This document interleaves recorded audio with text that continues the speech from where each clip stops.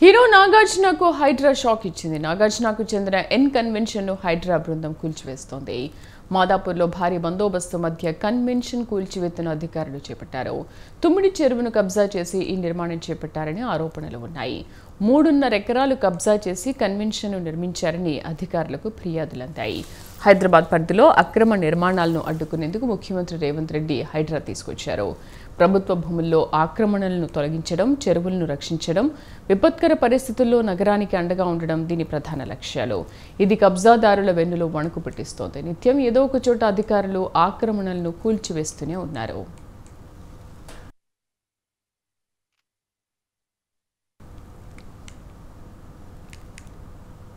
Hero నాగార్జునకు Hydraa shock ఇచ్చింది. నాగార్జునకు చెందిన N convention ను హైడ్రా బృందం కూల్చివేస్తోంది. మాదాపూర్లో భారీ బందోబస్తు మధ్య కన్వెన్షన్ కూల్చివేతను అధికారులు చేపట్టారు. తుమ్మిడి చెరువును కబ్జా చేసి ఈ నిర్మాణం చేపట్టారని ఆరోపణలు ఉన్నాయి. 3.5 ఎకరాలు కబ్జా చేసి కన్వెన్షన్ నిర్మించారని అధికారులకు ఫిర్యాదులు కూడా వచ్చాయి.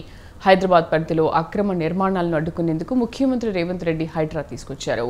ప్రభుత్వ భూముల్లో ఆక్రమణలను తొలగించడం, చెరువులను రక్షించడం, విపత్కర పరిస్థితుల్లో నగరానికి అండగా ఉండడం దీని ప్రధాన లక్ష్యాలు. ఇది కబ్జాదారుల వెన్నులో వణుకు పుట్టిస్తోంది. నిత్యం ఏదో ఒక చోట అధికారులు ఆక్రమణలను కూల్చేస్తున్నారు. మాదాపూర్లోని నాగార్జునకు చెందిన ఎన్ కన్వెన్షన్ ను హైడ్రా అధికారులు కూల్చివేశారు. FTL బఫర్ పరిధిలో ఉండడంతో కూల్చివేశారు. భారీ బందోబస్తు మధ్య కూల్చివేత పనులు కొనసాగుతున్నాయి.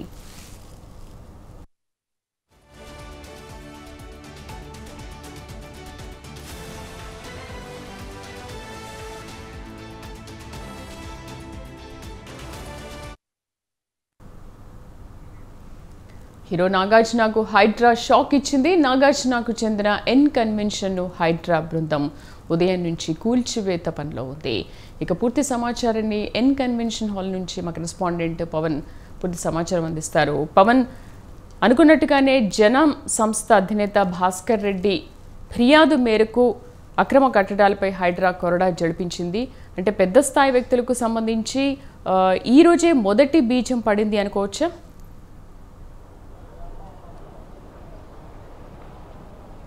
ఖచ్చితంగా ఈరోజు ఉదయం ఎన్ కన్వెన్షన్ హైడ్రా సంబంధించిన సిబ్బంది వచ్చి పూర్తిగా కూల్చివేసిన పరిస్థితి కూడా చూస్తున్నాము. దాదాపు ఎన్ కన్వెన్షన్ మొత్తానికి కూడా కూల్చివేశారు. అదే ఇంకా మరికొద్ది సేపట్లో కూడా ఏదైతే మిగిలి ఉందో అదంతా కూడా కూల్చివేస్తారు.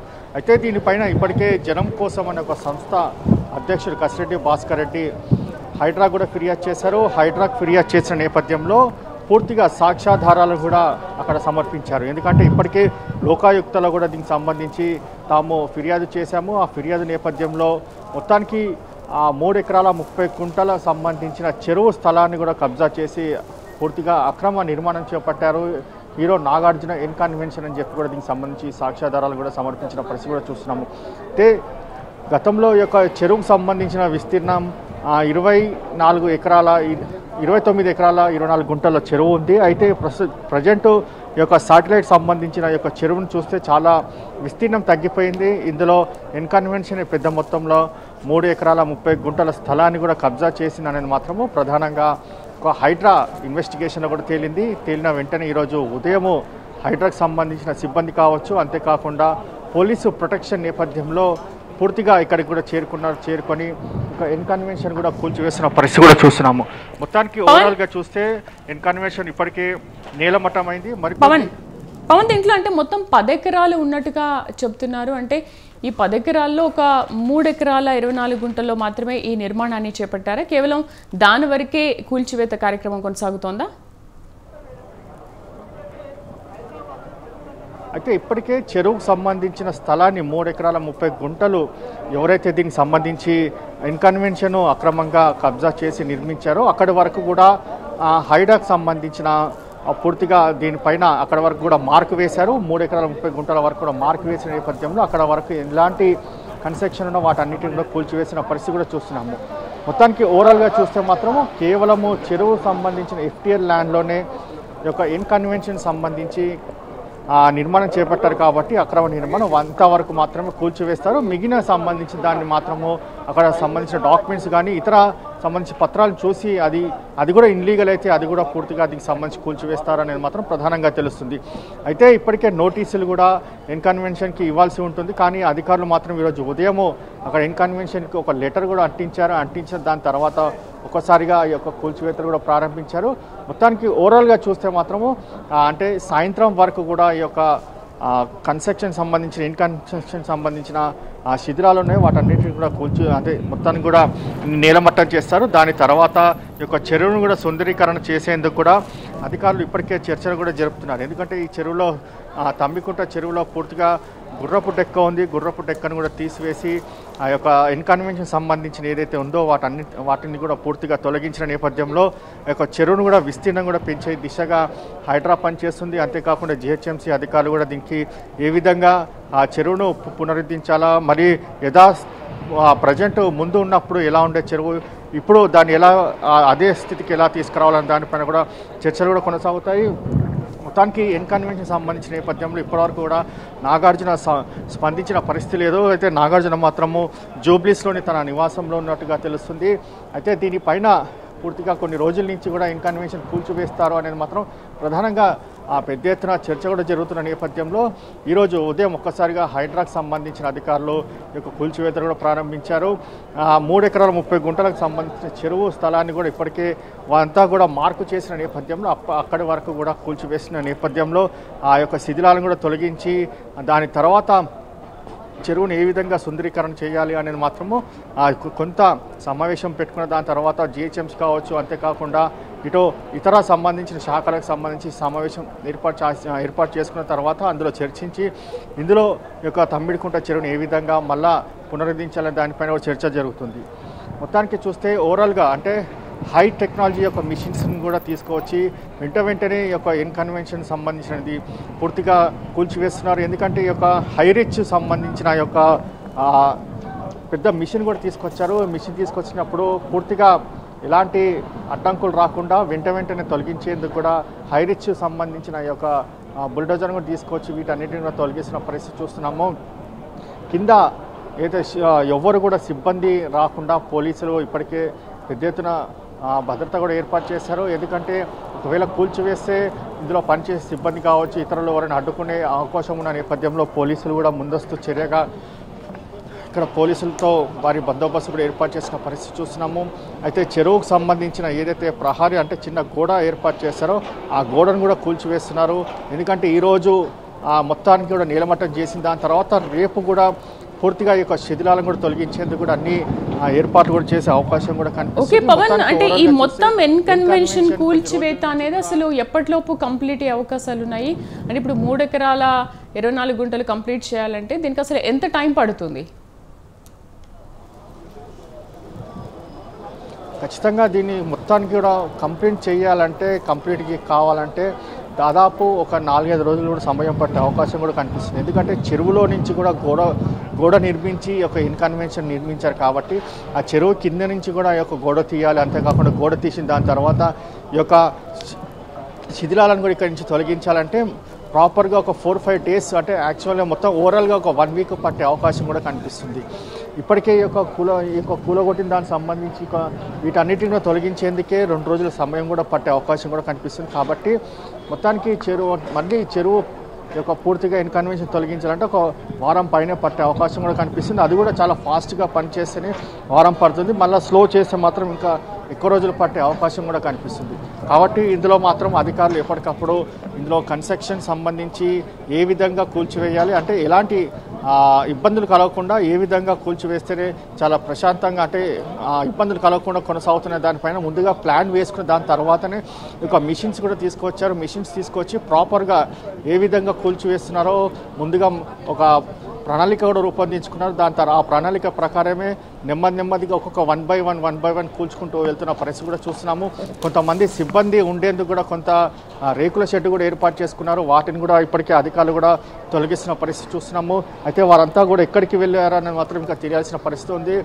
కాబట్టి దీనికి సంబంధించి ఒక 2 రోజులు సమయం ఇస్తే బాగుండనేది మాత్రం అక్కడ ఇందులో పనిచేసిన ఉద్యోగులు చెప్తున్న పరిస్థితి కనిపిస్తుంది. కానీ ఇప్పుడు మాత్రము ఎవరు కూడా అందుబాటులో లేరు. ఇక్కడ పనిచేసే సిబ్బంది కానీ ఇన్కన్వెన్షన్ సంబంధించి మాట్లాడేందుకు కూడా ఎవరు కూడా అందుబాటులో లేరు అనేది మాత్రం చాలా ఖచ్చితంగా తెలుస్తుంది.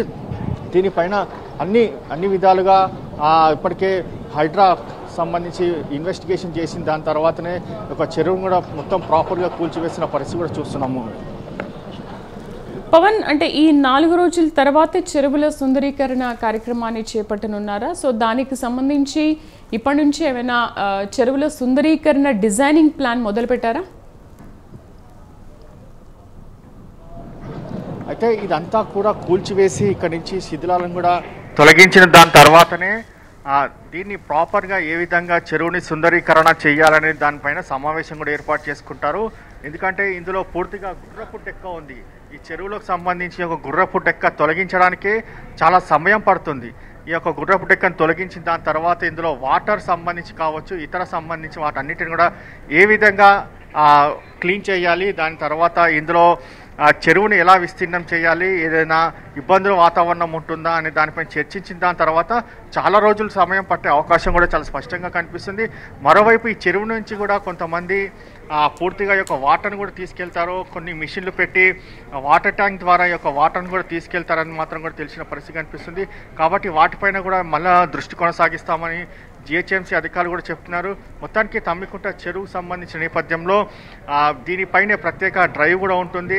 ఎక్కడ ఎలాంటి చెరువుకి ఇబ్బంది కలగకుండా చర్యలు తీసుకుంటామని చెప్పి కూడా ఇప్పటికే జిహెచ్ఎంసీ అధికారులు కూడా చెప్తున్న పరిస్థితి కనిపిస్తుంది. ఇప్పటికే జిహెచ్ఎంసీ అధికారులు కూడా ఇక్కడికి చేరుకున్నారు. అయితే చెరువుకు సంబంధించిన నేపథ్యంలో శాటిలైట్ చిత్రం ఏ విధంగా ఉంది, ఇప్పటి శాటిలైట్ చిత్రం ఏ విధంగా ఉంది, ఎన్ని ఎకరాలు ఇప్పుడు ప్రజెంట్ చెరువు ఉంది అని దానిపైన కూడా పూర్తిగా చర్చ కూడా జరుపుతున్న పరిస్థితి కనిపిస్తుంది.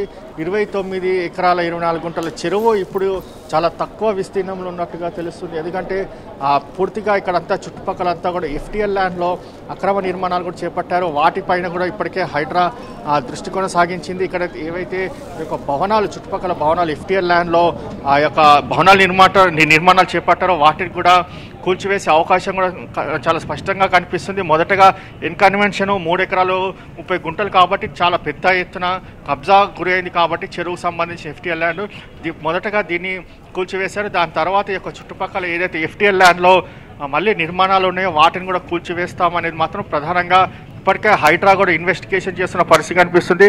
అయితే దానిపైన కూడా ఇప్పటికే దృష్టి కొనసాగించిన పరిస్థితి కూడా చూస్తున్నాం.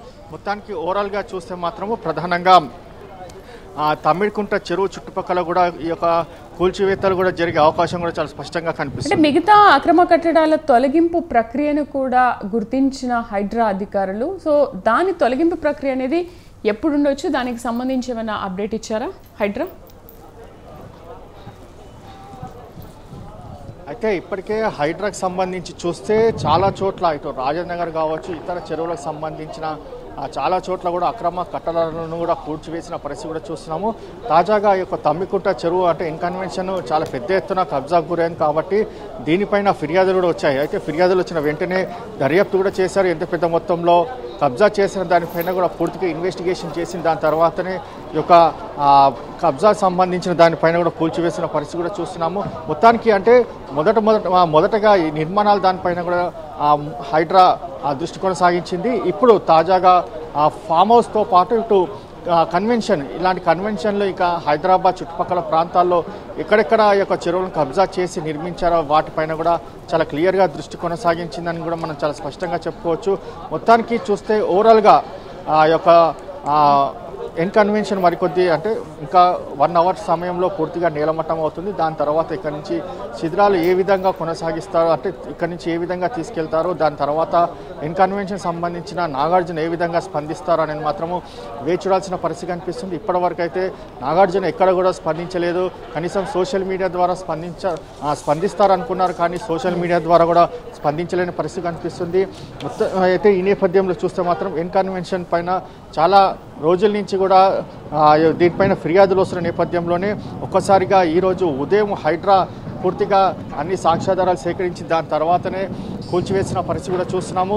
చాలా క్లియర్గా చెరువు FTL ల్యాండ్లో ఎంత క్లియర్గా కబ్జా చేసి కట్టారని మాత్రము ఇక్కడ చూస్తుంటేనే అర్థమవుతున్న పరిస్థితి. ఇన్ని రోజుల నుంచి కూడా BRS ప్రభుత్వం దీనిపైన చర్యలు తీసుకోలేదు. కేవలము ఒకే ఒకసారి మాత్రం కూల్చివేయడానికి వచ్చింది. దాని తర్వాత నాగార్జున సంబంధించిన నేపథ్యంలో మళ్ళీ వెనకడుగు వేసింది. అయితే కాంగ్రెస్ ప్రభుత్వం వచ్చిన దాని తర్వాత హైడ్రా ఒక ఏర్పాటు చేసింది. దాని తర్వాత ఇలాంటి ఈ యొక్క ఇన్కన్వెన్షన్ దానిపైన ఫిర్యాదు రావడంతో హైడ్రా చాలా క్లియర్గా చెప్తుంది, తాము ఎవరికి కూడా ప్రభుత్వం తమకు పూర్తిగా హక్కులు ఇచ్చింది, పూర్తిగా సర్వాధికారం ఇచ్చింది. ఇక్కడ కూడా ప్రజల ఆస్తులను కావచ్చు, చెరువులు కావచ్చు, FTL ల్యాండ్లు కావచ్చు, వీటన్నిటిని కూడా కబ్జా చేస్తే మాత్రం తాము ఊరుకునే ప్రసక్తి లేదు. ఖచ్చితంగా వాటిపైన చర్యలు తీసుకుంటామని చెప్పి కూడా ఇప్పటికే హైడ్రాకి సంబంధించిన అధికారులు కూడా చెప్తున్న పరిస్థితి కనిపిస్తుంది. Right Pavan, thank you. Hero Akkineni నాగార్జునకు Hyderabad disaster management and asset protection shock ఇచ్చింది. ఆయనకు సంబంధించిన కన్వెన్షన్ ను కూల్చివేస్తోంది హైడ్రా బృందం. మాదాపూర్లో భారీ బందోబస్తు మధ్య తెల్లవారుజాము నుంచి కూల్చివేతను అధికారులు చేపట్టారు. ప్రత్యక్షంగా ఆ కూల్చివేత విజువల్స్ని మనం చూస్తున్నాం. దాదాపు ఈ కూల్చివేత కార్యక్రమం మొత్తం ఒక 4 రోజుల వరకు పట్టొచ్చు అని అంటున్నారు. 4 రోజుల తర్వాత చెరువుల సుందరీకరణకు సంబంధించి ప్లానింగ్ కూడా డిజైన్ చేస్తున్నట్టుగా సమాచారం.